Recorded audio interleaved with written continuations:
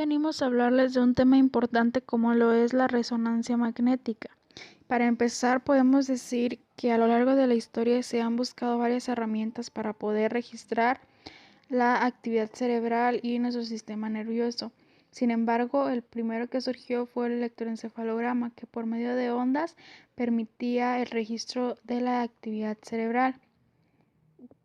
Después surgió la tomografía por emisión de positrones, el PET, y la tomografía computarizada por emisión de fotones simples, que estas son utilizadas y fueron utilizadas por mucho tiempo, con el contratiempo de que estas tenían una baja resolución espacial y además de que requerían trazadores radiactivos para su realización, o sea que usaban la radiación para poder medir o ver esta actividad cerebral, por lo que pues se corría un riesgo y no podía ser constantemente utilizado en la misma persona.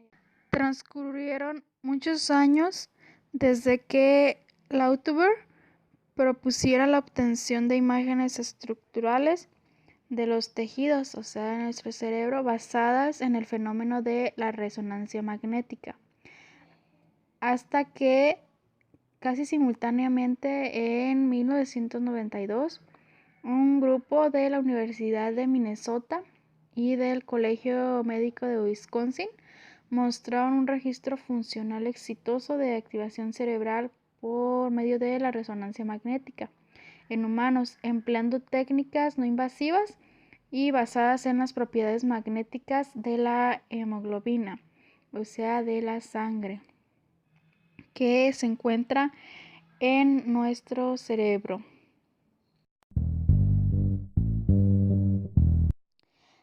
La resonancia magnética normal mide nuestras moléculas y se basa en la medición de los protones, que como sabemos son los que tienen la carga positiva.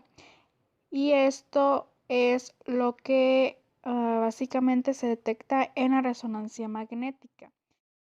Bueno, y para entrar más en el tema, vamos a decir que la resonancia magnética funcional utiliza los principios generales que relacionan estrechamente esta actividad neuronal de nuestro metabolismo y el flujo sanguíneo.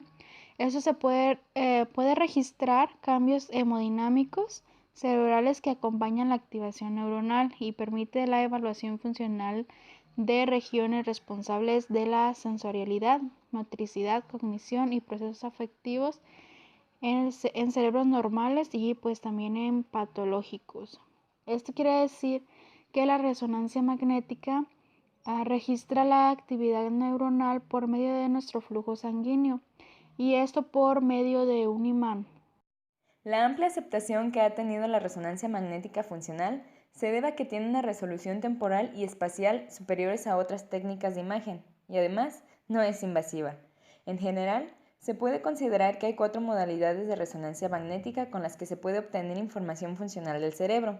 Estas son técnicas de difusión, técnicas de perfusión, espectroscopía y de oxigenación nivel dependiente OND o secuencias Volt, por sus siglas en inglés Blood Oxygenation Level Dependent. En la última década, la técnica Volt se ha convertido en una de las más promisoras herramientas para identificar cambios y mapear la respuesta neurofisiológica ante estímulos sensoriales, motores y cognitivos. La base de la resonancia magnética utilizando secuencias Volt se sustenta en la detección de los cambios locales que suceden en la oxigenación y el flujo sanguíneo cerebral en respuesta a la actividad neuronal. La técnica Volt tiene 4 componentes. 1. El diseño de la prueba cognitiva o de conducta, paradigma o protocolo de diseño en bloques y protocolos relacionados a eventos. 2. La adquisición de la información. 3. El postprocesamiento de la imagen. Y 4. El análisis estadístico de la información con formación de mapas funcionales. El diseño de paradigma funcional dependerá del objetivo de la prueba. En términos generales, existen pruebas para detectar la actividad motora, visual, auditiva, de lenguaje y pruebas más complejas como las cognitivas que tratan de obtener información de las funciones mentales superiores. Es importante mencionar que se requiere de las herramientas necesarias para la realización de estudios funcionales, como son sistema de proyección de imágenes, audio y video, para la presentación de estímulos visuales y auditivos. Ahora, para conocer un poco de cómo se realiza esta resonancia magnética o de cómo funciona y qué toma en cuenta, vamos a empezar por explicar algunas cosas de la hemoglobina, como son la deoxihemoglobina y la oxihemoglobina, que estas son bases para poder explicar cómo funciona una resonancia magnética. Como sabemos, el cerebro es un órgano complejo que en condiciones fisiológicas normales continuamente está reaccionando a impulsos o a señales internas y pues también las externas. Se sabe que cuando el cerebro se activa o trabaja ocurren cambios locales en el flujo sanguíneo regional en áreas específicas del cerebro de acuerdo con la tarea o la actividad que se está realizando. Para que pues estos cambios se lleven a cabo en el cerebro, pues consume más oxígeno, y esto va a ser la base de cómo funciona la resonancia magnética, ya que esta se basa en la sangre, en la hemoglobina, y ciertos componentes de esto, como el oxígeno, es lo que capta las señales de la resonancia magnética. Para satisfacer este aumento de la demanda de oxígeno, aumenta el flujo sanguíneo en la zona activada. La deoxihemoglobina es una sustancia paramagnética y esta genera cambios locales en la homogeneidad del campo magnético, los cuales pueden detectarse y medirse por resonancia magnética. Se sabe que el efecto paramagnético de la deoxihemoglobina disminuye al magnetismo en T2, mientras que la oxihemoglobina, al ser una sustancia diamagnética, o sea que no interfiere en el campo magnético externo, la actividad neuronal de una zona específica del cerebro aumenta el consumo local de oxígeno, lo que produce inicialmente la disminución de oxihemoglobina. Para hacer esto más simple y resumir lo que dije anteriormente, básicamente la oxihemoglobina es aquella que tiene el oxígeno, que hay oxígeno en la sangre, y pues esto provoca que sea diamagnética. En cambio, la deoxihemoglobina no tiene oxígeno. Cuando esto pasa, la resonancia magnética capta la señal de cuando nuestra sangre no tiene oxígeno, y esto pasa en cuestión de segundos. No quiere decir que nuestra sangre se vaya a quedar sin oxigenación, sino que la resonancia magnética va a captar ese milisegundo o ese segundo en el que nuestra sangre baja sus niveles de oxigenación. Por eso cuando se activa una área es porque baja un poco la oxigenación. A la fecha, la técnica BOLD se ha aplicado en el estudio de las áreas primarias como la sensoriomotora, la visual o la del lenguaje. También utilizan el estudio de la memoria y de algunos trastornos neuropsiquiátricos. Igualmente, se ha acumulado experiencia en el mapeo prequirúrgico de áreas corticales primarias, como las sensoriomotoras, con relación a lesiones o tumores subyacentes. En el futuro, se espera que la técnica tenga múltiples aplicaciones clínicas, como el reconocimiento de la lateralización del lenguaje, lo que podrá complementar o sustituir pruebas funcionales que son más invasivas, como la prueba de Amital, también conocida como prueba del WADA.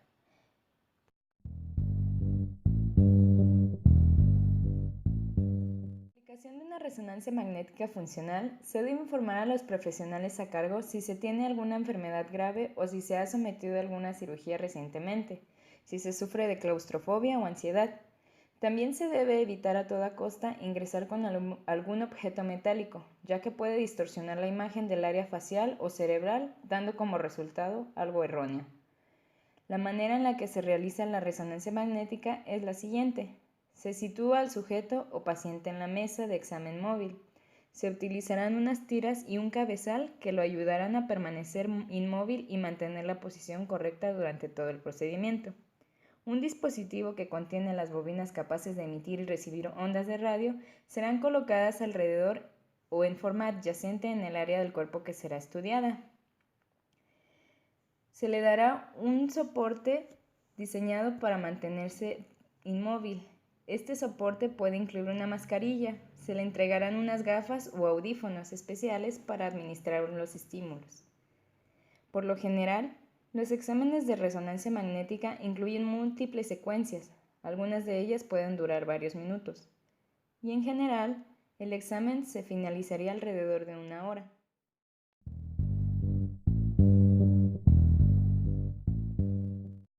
La realización de resonancia magnética requiere un equipo multidisciplinario de profesionales de distintas áreas, un físico con conocimiento de resonancia magnética, estadístico para la evaluación de datos, neurólogos o neuropsicólogos, que son los que diseñan las distintas pruebas específicas para la activación de un área cerebral dada, técnicos en resonancia entrenados en la realización de estos exámenes y neuroradiólogos, que pueden interpretar las imágenes.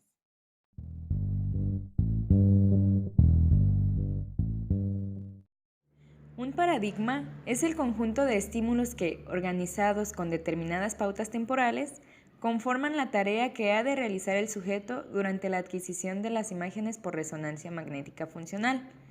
El objetivo del paradigma es poner en marcha procesos cognitivos, motores o sensoriales específicos, de modo que sea posible localizar la arquitectura funcional subyacente a ellos.